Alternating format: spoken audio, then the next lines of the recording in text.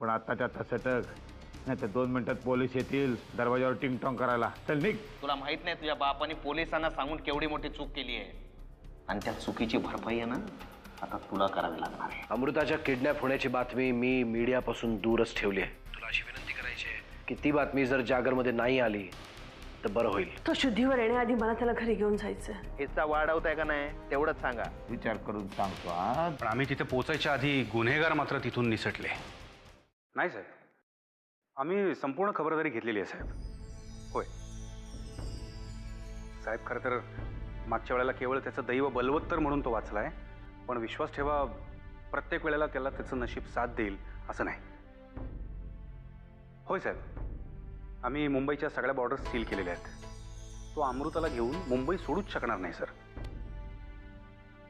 होय, आम्ही सगळी काळजी घेतलेली आहे. Yes, thank you.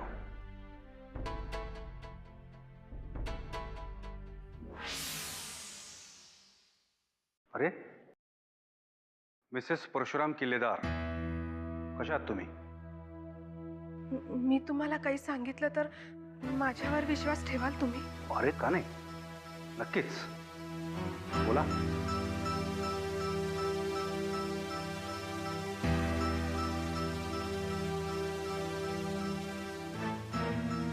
मला माहिती आहे की अमृताला किडनॅप कुणी केलंय.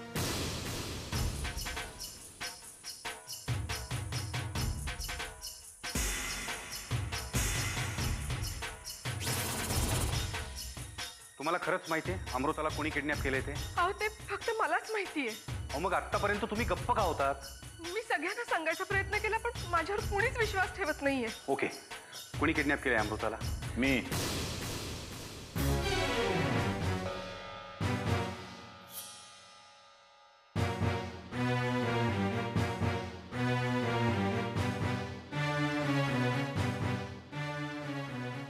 मी किडनॅप केले अमृताला.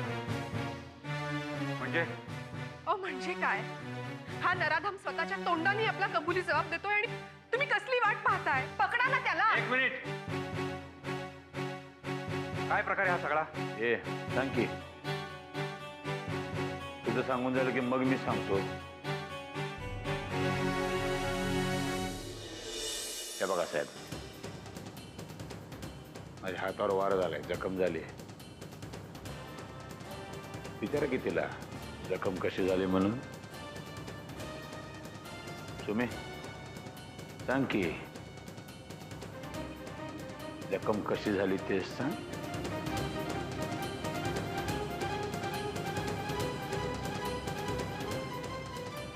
सांग.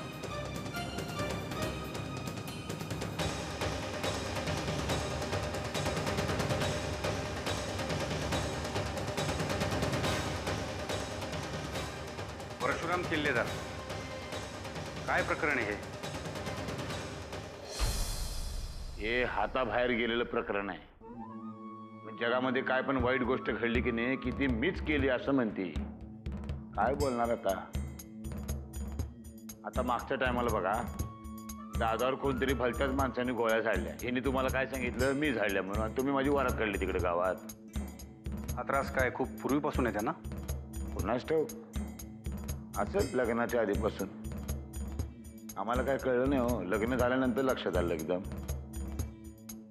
एकदा विचार केला तर मी घटस्फोट द्यावा म्हणून, पण तसं करू शकत नाही ना. आम्ही लोक खानदानी माणसं आहोत. गोट्यातली म्हैस वांजोटी असेल तरी सुद्धा तिला मरेपर्यंत चारा घालतोय आम्ही. ही तर बायको आहे माझी. पण त्या तुमचंच नाव का घेतायत? नवरा मी. नवऱ्याचं नाव सारखं घ्यायची सवय लागली, छंदच बना जणू. म्हणजे आता बघा, ते कुठं जळगाव कुठेतरी बॉम्बस्फोट झाला की नाही, तो कोणी केला विचारा बघू तिला. ती सांगल मी केला म्हणून. असं आहे. उद्या ते झोपडपट्टीतली पाण्याची पाईपलाईन कोणी फोडली विचारा तिला, माझंच नाव सांगल. हे काय नाही. मागच्या महिन्यामध्ये ही दादाला जाऊन काय सांगते माहिती आहे का तुम्हाला? तर सचिन तेंडुलकर आहे की नाही, क्रिकेट खेळतो तो, त्याच्या म्हणे गुडघ्यामध्ये काहीतरी एल्बो का काय झाला, तर तो म्हणे मीच केला. आता काय बोलावं, असं झालंय सगळं. येडे हो, वेळ लागले थोडं. काळजी घ्या त्यांची. काही वेळेत उपचार केले तर बरे होतात रोग. काळजी घ्या.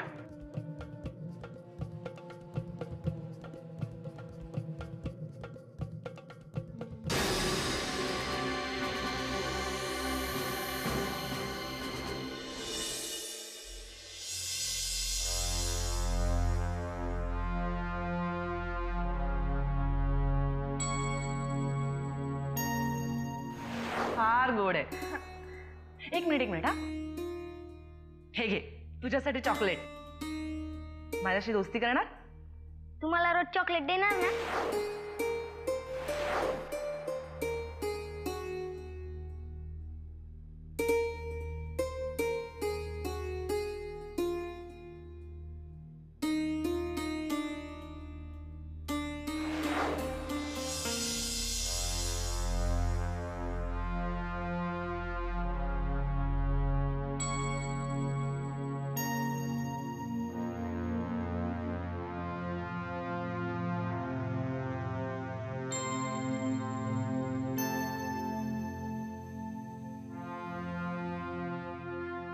अमृतताईची आठवण येते ना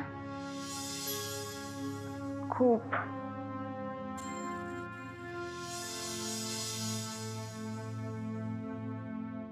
तू नको काळजी करू. ती मुराजकर साहेब आहेत ना, ते लई डेंजर आहे. ते तिला नक्की परत आणतील.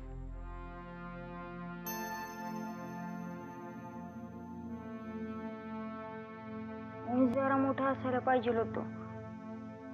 मग मी एकट्यानेच जाऊन अमृतताईला सोडून आणलं असतं. दातच पाडून टाकले असते ज्याने माझ्या ताईला हात लावलाय. पण मी मोठा का नाहीये? गण्या, रडू नको.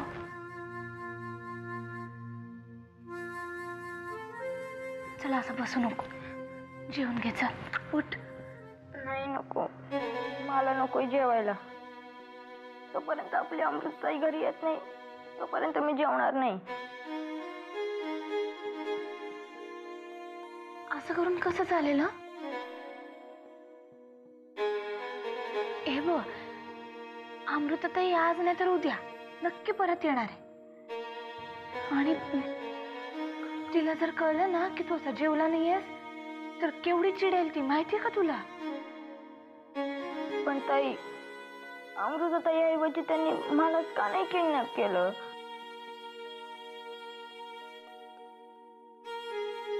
अमृतताईचं महत्व कळावं ना म्हणून. पण मला तर अमृतताई खूप आवडते. तू काही काळजी करू नको गण्या. तिला काही नाही होणार. कारण सांगू, मला तीच म्हणाली होती, माझ्या पांडुरंगाचे हात जरी कमरेवर असले ना तरी कृपादृष्टी माझ्या जवळच्या माणसांवर आहे. आणि तू बघ, माझा पांडुरंगच तिला परत घेऊन ये.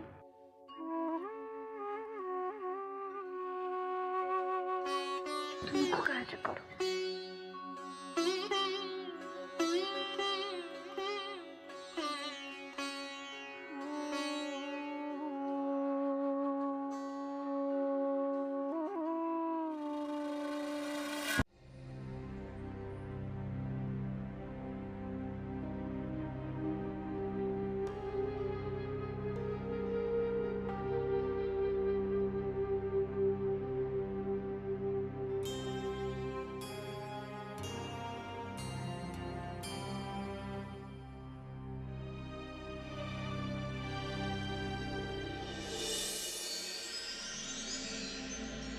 कुठे आहे मी?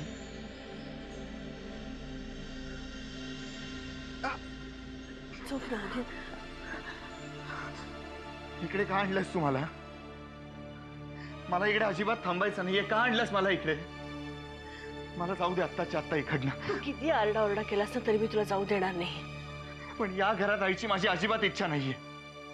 श्वास कोणतो माझा इथे. गेली 11 वर्ष मी हेच ऐकत आली आर्यन, पण आता नाही ऐकणार. वाटलं होतं तुला अक्कल येईल. माझा द्वेष करणं सोडून देशील, पण नाही, तू विनायक पेक्षाही हट्टी आहेस. उगाच आपल्या वादात माझ्या वडिलांचं नाव घ्यायचं नाही. तो माझा नवराही होता. तिकडे काय मला नातेसंबंधाची उजळणी करायला आणलंस? ही उजळणी भरपूर वेळा करून झालीये माझ्या समोर, पण त्यातनं एकच गोष्ट निष्पन्न झालीये, तुझा आणि माझा काही संबंध नाहीये. जाऊ दे मला इकडनं. तू इथून गेलास तर तुला माझा मेलेला चेहरा पाहावा लागेल आर्यन. मरणाची भीती कोणाला दाखवतेस? हे असले इमोशनल ब्लॅकमेल ना मला करू नकोस. ही असली भाषा ना तुझ्या तोंडी शोभतच नाही, कारण तुझ्या मनात तर काहीचही इमोशन्स नाहीयेत. बाईसाहेब, बाहेर पोलीस आले, तुम्हाला बोलवलंय.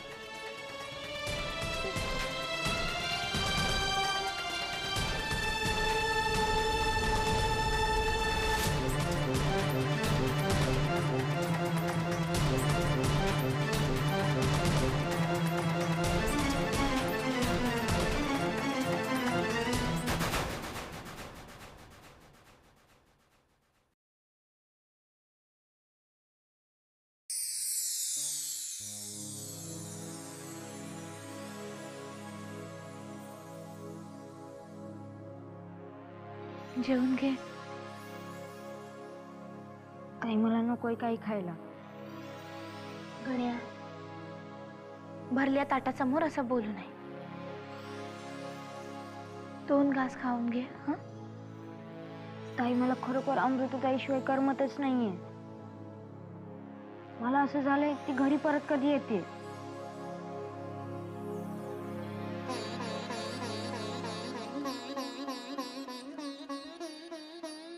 गण्या,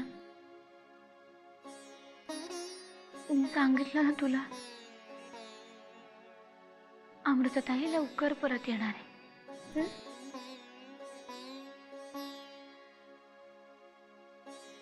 2 घास खाऊन घे.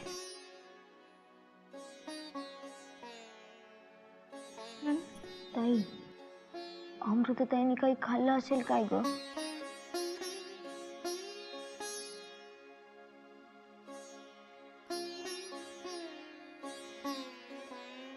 मी आले, पाणी घेऊन येते. तू केव्हापासून उपाशी आहेस? अरे नाही, मी ताई नको खोटं बोलू. मी लहान असलो तरी मला सगळं कळतंय. तू सकाळपासून काही खाल्लेलं नाहीये. बस 2 घास खा. नाही गण्या, नकोय मला, मी खाल्लंय. ताई, भरलेल्या ताटापुढं कधी खोटं बोलू नये. मला माहिती आहेस तू कशी असते. अख्ख्या घराला जेवायला घालशील, पण अमृतताईच्या चिंतेनं स्वतःच उपाशी बसशील. बस खा 2 घास.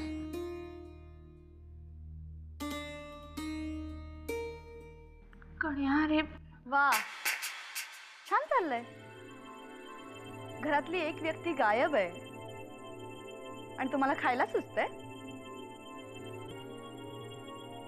बाळ गणेश, तुझ्यासाठी तुपाची वाटी आणू? तुम्हाला काही हवं आहे का? त्यासाठी तुझी गरज नाही. मला काही हवं असेल ना तर मी घेईन. तुमचं खाणं पिणं चालू दे. अहिल्याताई,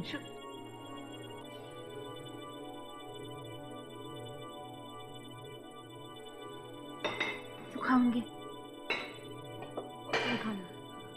हे काय, जेवणात स्वीट नाही आहे? अहिल्याताई, त्याचं काय ना अहिल्याताई, आपल्या घरातली एक व्यक्ती गायब झाली आहे ना, म्हणून आज काही गोडधोड केलेलं नाहीये. आपली अमृतताई आली ना परत, मग आपण खास तुमच्यासाठी स्वीट आणूया. मी पण कोणाच्या नादी लागते?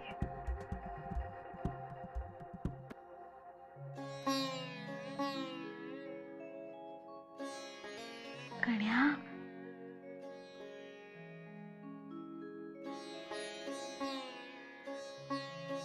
खा. तू पण खा.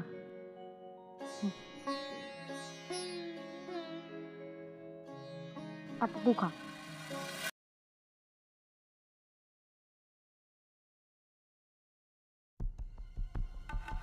इन्स्पेक्टर मोरजकर तुम्ही? होय, मीच. आणि बाय द वे युगंधराबाई, मी आता इन्स्पेक्टर नाही, ACP आहे. ACP मोराजकर. तुम्ही एवढं सगळं खोटं नाटक छापून आणलं माझ्याबद्दल, पण माझं व्हायचं ते प्रमोशन झालंच. बसा. थँक्यू.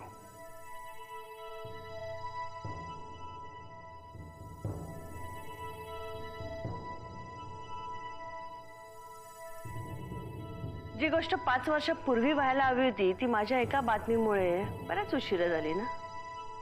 आपण यापेक्षा महत्त्वाच्या विषयावर बोलायचं का? मला वाटलं मागच्या भांडणाचा हिशोब मागायला आलात. मागचं सगळं विसरून गेलोय मी. कसली आठवण करून द्यायला आलात? अमृता किल्लेदारांचं अपहरण झालं तेव्हा तुमचा मुलगा आर्यन सरतापे तिथे हजर होता अशी खात्रीलायक बातमी आम्हाला मिळाली. त्यावेळेला तिकडे झालेल्या झटापटीमध्ये तो जखमी झाला, हॉस्पिटलमध्ये होता आणि नंतर तो इथे तुमच्या घरात आला. हे आर्यनचं घर आहे आणि सध्या त्याची परिस्थिती नाजूक आहे. मला 2-4 प्रश्न विचारायचे आहेत त्याला फक्त. पोलीस खात्याचे 2-4 प्रश्न काय असतात हे मला चांगलं माहिती आहे. मग तुम्हाला हे चांगलंच माहिती असेल की विचारायचं ठरवलं तर आम्ही कसंही विचारू शकतो. तुम्हाला माहिती आहे तुम्ही कुणाच्या घरात बसला आहात, कुणासमोर बसला आहात? चला निघा आता. एक मिनिट साहेब.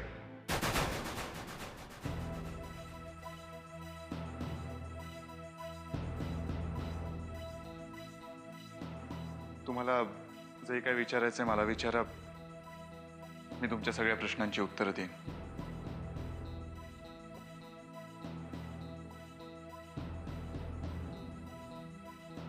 थँक्यू. थँक्यू आर्यन. मला एक सांग, एका तरी हल्लेखोराचा चेहरा तू पाहिला होतास का? नाही, म्हणजे त्या सगळ्यांचेच चेहरे कवर्ड होते. अंदाजे किती हल्लेखोर होते? 3-4. त्यांच्या गाडीचा नंबर वगैरे काही पाहिला होतास? नाही, म्हणजे सगळं इतकं पटकन घडलं की मला काही कळलंच नाही.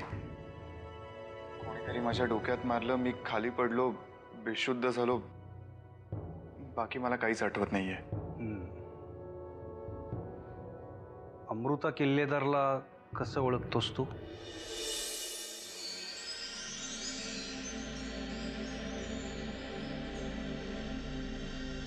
आम्ही एकाच कॉलेजात शिकतो. खूप चांगले मित्र होत आम्ही एकमेकांचे. ती कोणाची मुलगी आहे तुला माहिती आहे ना?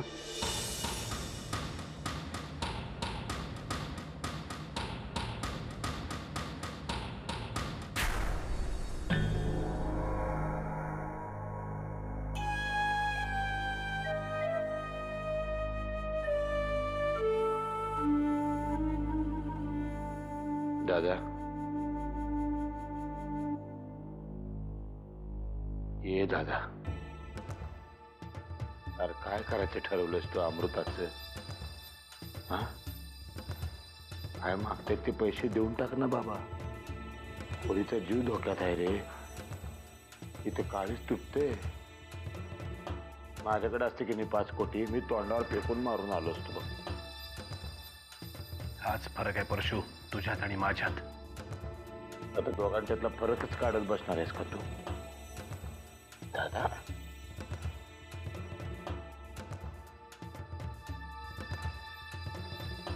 दादा, तुझ्या डोळ्यात पाणी आणि माझ्या परमेश्वराच्या डोळ्यात पाणी. एक थेंब जरी खाली पडला की नाही जगबुडी होईल रे बाबा, जगबुडी होईल. कोण तो हरामखोर माणूस त्याच्यासाठी डोळ्यात पाणी काढतोस? हे पाणी त्या हरामखोरासाठी नाही, माझ्या मुलीसाठी आलंय. बस आता ठरलं. आता काय पण ऐकून घेणार नाही मी तुझं. त्या माणसाच्या तोंडावर पैसे फेक आणि अमृताला परत घेऊन ये. बघू काय करायचं ते. नाही, मला वचन पाहिजे. वचन दे. उद्या त्याचा फोन आला की त्याला सांगशील तू पैसे देतो म्हणून. पोरगी घरी आली पाहिजे. बस. ठीक आहे, देऊ. नक्की.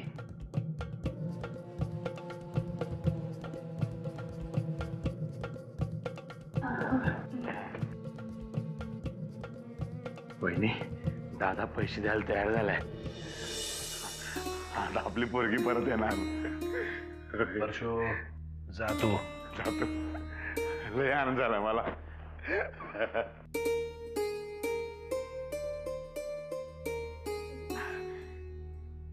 बरं झालं तुम्ही निर्णय घेतलात ते.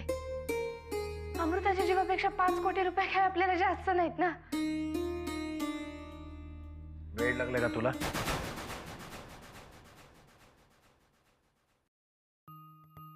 तो परशु एक मूर्ख आहे म्हणून त्याचं समाधान करण्यासाठी काहीतरी बोललो मी. पण तुम्ही आता तेच धरून बसू नकोस. म्हणजे असं काय करताय? दिवसामागून दिवस जातात पण हाती काहीच लागत नाही. बास झाला आता, तेच तेच सांगू नकोस. आता ह्या विषयावर चर्चा बंद.